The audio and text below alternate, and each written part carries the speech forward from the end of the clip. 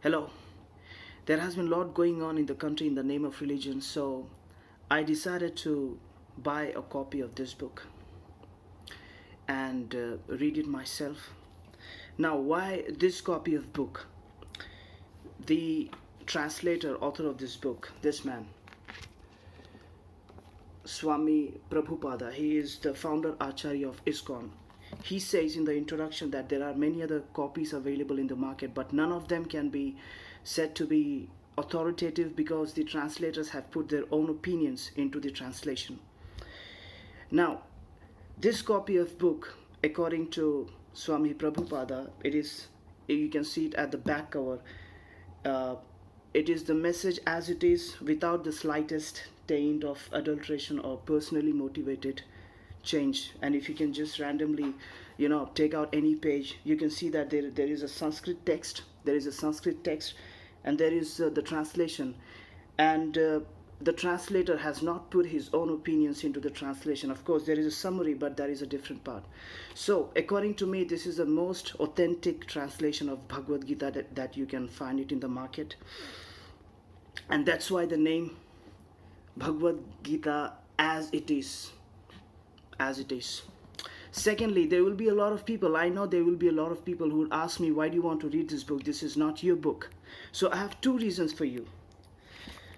First reason, number one, again, Swami Prabhupada, he says in the introduction that there are three kinds of people who read this book. Number one, the Jnani, number two, the Yogi, and number three, the Bhakt. Interestingly, he did not translate Jnani as somebody who is a knowledge seeker. He translates the Jnani as an impersonalist. Very interesting, impersonalist. Impersonalist is a person who uses this knowledge to bring different communities together. So there is no harm considering myself to be an impersonalist. Secondly, he says that this book is for someone who has a question of why they are suffering, where they came from, and where they shall go after death. So I consider myself to be that person, who has that curiosity. Where shall we go after death? Of course, I have my own religion. I have the answers according to my religion, the other religion that I follow, Islam. But there is no harm reading this book and seeking the answers to these questions. So these are the two reasons why I think that I should read this book. Let's have a look at this bill and the act that is creating a lot of controversies. The Citizenship Amendment Bill, while it was being introduced in the Parliament, it says that many people belonging to Hindu, Sikh, Buddhist, Jain, Parsi, and Christian communities have faced persecution on religious grounds, and they have fled to India. People from Pakistan, Afghanistan, and Bangladesh. And they continue to stay in India even if their travel documents have expired or they have incomplete or no documents. So you want to give citizenship to these people who have faced persecution, absolutely no issues. Even if they have no documents, you want to give them citizenship. Okay. So you want to give citizenship to people who have no documents, but the people who are staying here in this country for a long time, you are asking them for documents to prove their citizenship. No documents, you get citizenship. And the people who have been living here for a long time, you are asking them documents to prove their citizenship.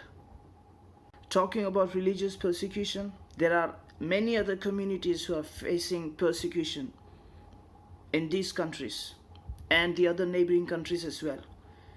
But you have not included them. I think the best term that I could use for this population is persecuted population. That covers everyone from every community. But you will not use that because you are very specific. Everybody knows what happened in Burma about 2 years ago. There was a genocide, mass killings of Rohingya Muslims. The United Nations calls for the prosecution of military officers. But you will not include them. And that's why I say this bill is discriminatory. I'm not against persecuted people, but this bill is discriminatory. You're excluding one community out of this bill. This is what I found online. Maha Upanishad, I guess it's a Hindu text. It's written Vasudhaiva Kutumbakam. It means that the whole world is one single family. There is a Sanskrit shlok that is written, the translation of which says, the distinction this person is mine and that one is not is made only by the narrow-minded ignorant. For those of noble conduct, the whole world is one family. This bill is against this particular concept of Vasudhaiva Kutumbakam, according to me. And most interestingly, the word religious persecution is not there in the act after it was signed by the president. While it was being introduced, they introduced with religious persecution, and in the act, the word is not there. And this act also makes a mention about the certificate of registration and the rights and privileges of these people. Let's have a look at another similar law. September 15th, 1935. Is called the Reich Citizenship Law, also called as the Nuremberg Code of Germany, signed by Adolf Hitler himself. It also very clearly, straightforward defines who is a German citizen.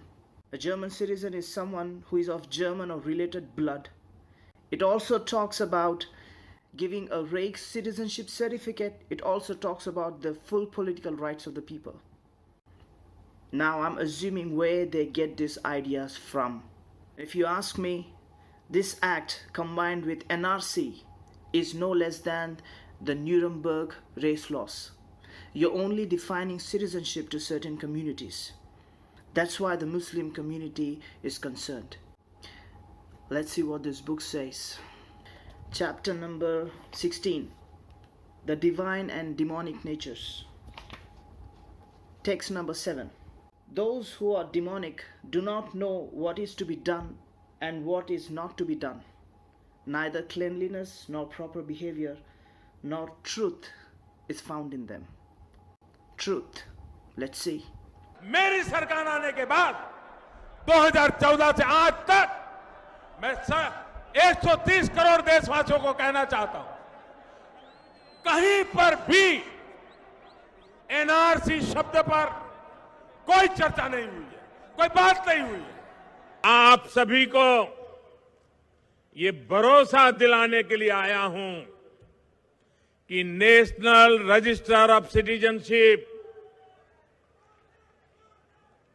NRC, हमने इसको ईमानदारी से आगे बढ़ाने का प्रयास किया और एनआरसी के बाद अनुभव आया है कि ये चित्र बड़ा चिंताजनक है। देश के मुसलमानों को न डिटेंशन सेंटर में भेजा जा रहा है, न हिंदुस्तान में कोई डिटेंशन सेंटर है।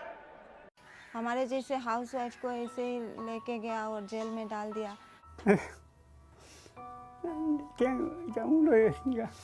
एक रूम में कम से कम 50 आदमी 55 आदमी एक रूम में रखता था। गलत पहचान के कारण 3 साल डिटेंशन सेल की यातना झेलकर बाइज्जत बाहर आई मधुबाला मंडल अपनी रिहाई की सारी उम्मीद छोड़ चुकी थी। जेल में मैं एक कमरे में 40 औरतों के साथ रहती थी।